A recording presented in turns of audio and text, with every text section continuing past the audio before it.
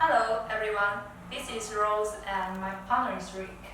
Today we would like to introduce our new generations of lithium battery products.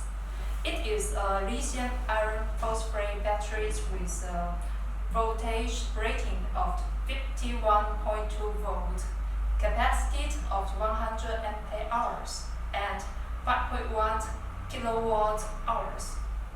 Many for golf cars. Which golf cars can use it, Rick?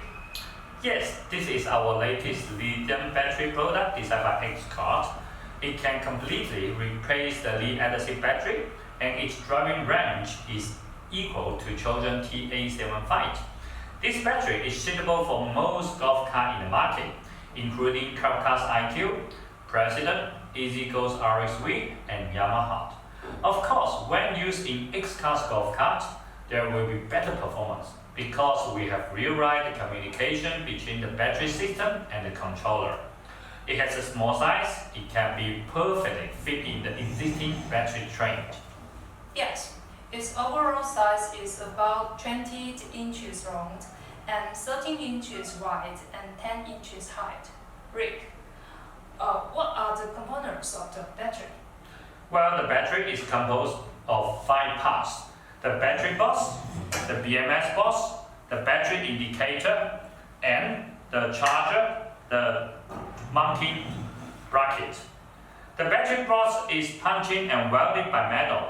There are 4 mounting points in the bottom, and which are fixed by N8 screws. The BMS box is separated from the battery box by injection molding plastic and attached to any side of the battery box. And the battery indicator is a traditional 10-bar LED light. It's just like the traditional lead-acid battery charger. It has the same size, so it will be very easily to install it. Just remove the old one and install the old one, that's it. And the charger, it's a 25-amp intelligent charger. It has 110 to 220 volt AC input. For the bracket, we have many types. We have the Club Car IQ and EasyGo's and Presidents. And sure, this is for our X-Class charger. Yeah, and why should we call this a smart charger?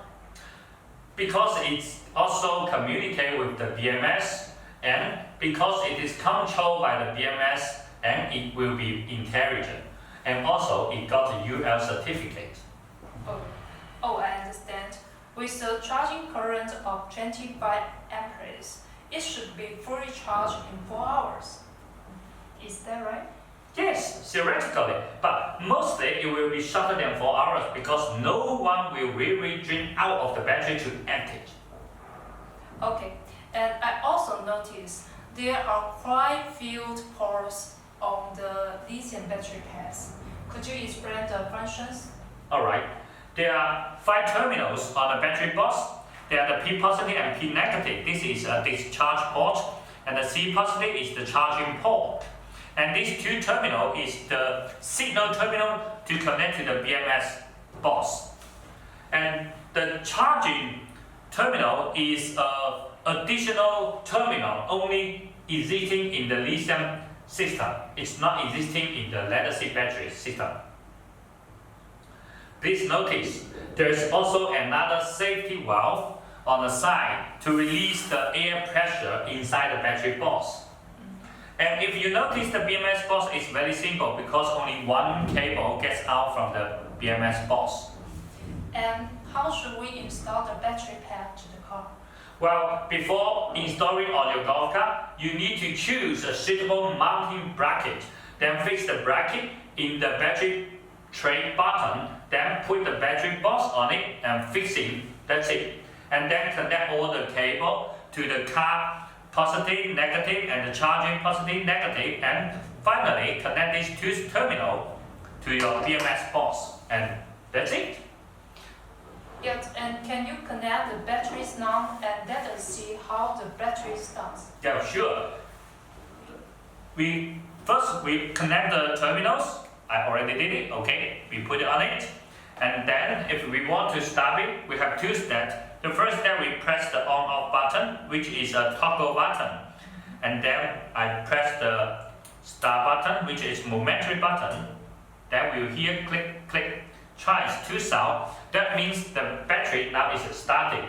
And at this time, you can measure the voltage through the discharge port, but no voltage on the charging port. But no voltage on charging terminal. How to start the charger? Well, this is a good question. The start signal to start charger is not only from the voltage, it's also from the communication cable. This is small cable. When the charger got the AC power, it will talk to the BMS automatically, and the BMS will engage the solenoid to start charging. Now we can try to show you how to start charging, okay? First of all, let me plug in the AC power. Oh, yes. And then I plug in the communication cable. Okay, when I plug in, we hear the sound click, click. And also, I plug in the indicator. Now it's charging. That's it. Yeah, but how can we know the charge already been started or not? Well, sure. When the charger got AC power, the small LED on the charger body will light up. And when charging normally, the LED light will flashing green. And also, at the meantime, if you notice the battery indicator, the indicator is flashing in red. Yes.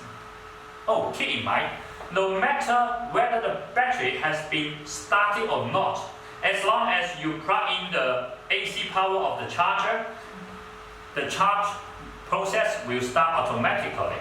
We can try that. If now it's charging, if I turn off the on-off button, let's see what happens. Nothing, because now the charge already power on the BMS to charge the battery. Well, it's simple, right? Flashing means charging. Right. And so the LED means finish. Right. And so this is different from the lead AC batteries indicator, which only reset when full charge. Yes. And how about if the BMS raise a fault? The fault code will be also displayed on this indicator? Yes, because the battery indicator is communicated through the CAN to BMS accurately and completely. Okay, I think now the batteries already start normally now. And what will happen if we keep this like this? It will sleep. If you park your golf cart for some days, the battery system will cut off itself automatically. But for the long-term storage, I recommend you turn off the on-off button. If you forget to do it, the BMS will do it for you. Wow, it sounds great. Absolutely. Well, that's all for today's video. Looking for you to see you in the next video. Thanks, Rick, and thanks for watching. Thanks for watching. Bye-bye.